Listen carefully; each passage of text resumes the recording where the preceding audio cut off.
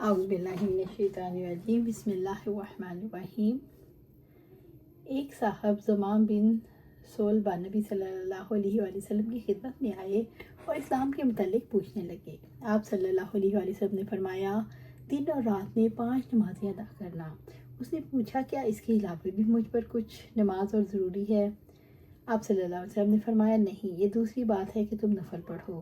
پھر آپ صلی اللہ علیہ وسلم نے فرمایا، اور رمضان کے روزے ہیں؟ اس نے پوچھا، کیا اس کے علاوہ بھی مجھ پر روزے ہیں، واجب ہیں؟ آپ نے فرمایا، نہیں، سوائے اس کے کہ جو تم اپنے طور پر نفل رکھو۔ طلحہ رضی اللہ تعالیٰ نے بیان کیا، ان کے سامنے آپ صلی اللہ علیہ وسلم نے زکوٰۃ کا بھی ذکر کیا تو انہوں نے پوچھا، جو فرض زکوٰۃ آپ نے بتائی، اس کے علاوہ بھی مجھ پر کوئی خیرات واجب ہے؟ آپ صلی اللہ علیہ وسلم نے فرمایا، نہیں، سوائے اس کے جو تم خود اپنی طرف سے نفل دو۔ اس کے بعد وہ صاحب یہ کہتے ہوئے جانے لگے، اللہ گواہ ہے، نہ میں اس پہ کوئی زیادتی کروں گا نہ کوئی کمی۔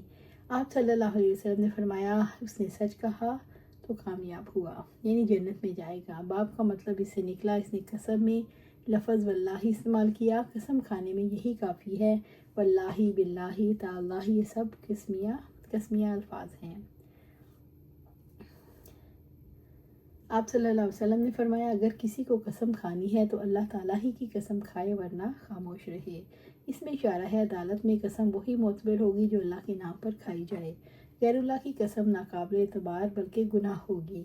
دوسری روایت میں ہے، جس نے غیر اللہ کی قسم کھائی اس نے شرک کیا، پس قسم سچی کھانی چاہیے اور وہ اللہ تعالیٰ کے نام کی قسم ہو، ورنہ خاموش رہنا بہتر ہے۔ جس مدعی نے مدعی علیہ کی قسم کھا لینے کے بعد گواہ پیش کیے تو اس کے گواہ قبول ہوں گے۔ اہل کوفہ اور شافعی اور احمد کا یہی قول ہے۔ امام مالک کہتے ہیں، اگر مدعی کو اپنے گواہوں کا علم نہ تھا اور اس نے مدعی علیہ سے قسم لے لی، پھر گواہوں کا علم ہوا تو گواہ قبول ہوں گے، اور جو گواہوں کا علم ہوتے ہوئے اس نے گواہ پیش نہیں کیے اور قسم لے لی تو اب گواہ منظور نہ ہوں گے۔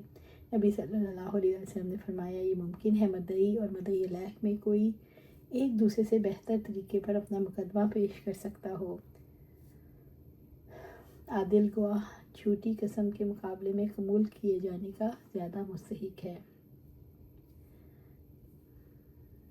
آپ صلی اللہ علیہ وسلم نے فرمایا، تم لوگ میرے یہاں اپنے مقدمات لاتے ہو اور کبھی ایسا ہوتا ہے ایک تم میں سے دوسرے سے دلیل بیان کرنے میں بڑھ کر ہوتا ہے، قوت بیانیہ بڑھ کر رکھتا ہے، پھر میں اس کو اگر اس کے بھائی کا حق غلطی سے دلا دوں تو وہ حلال نہ سمجھے، اس کو نہ لے، میں اس کو دوزخ کا ایک ٹکڑا دلا رہا ہوں۔ اس حدیث میں امام مالک اور شافعی اور احمد اور جمہور علماء کا مذہب ثابت ہوا کہ قاضی کا حکم ظاہر نافذ ہوتا ہے، نہ کہ باطنہ، یعنی قاضی اگر غلطی سے کوئی فیصلہ کر دے تو جس کے موافق فیصلہ کرے، عند اللہ اس کے لیے وہ شاید درست نہ ہوگی۔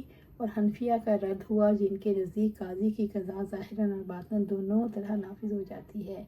حدیث سے بھی یہی نکلا کہ پیغمبر صلی اللہ علیہ وسلم کو بھی دھوکہ ہو جانا ممکن تھا اور آپ کو علم غیب نہ تھا، اور جب آپ سے جو سارے جہاں سے افضل تھے غلطی ہو جانا ممکن ہوا تو اور کسی قاضی یا مجتہد یا امام یا عالم کی کیا حقیقت اور کیا ہستی، اور بڑا بے وقوف ہے وہ شخص جو کسی مجتہد یا پیر کو خطا سے معصوم سمجھے۔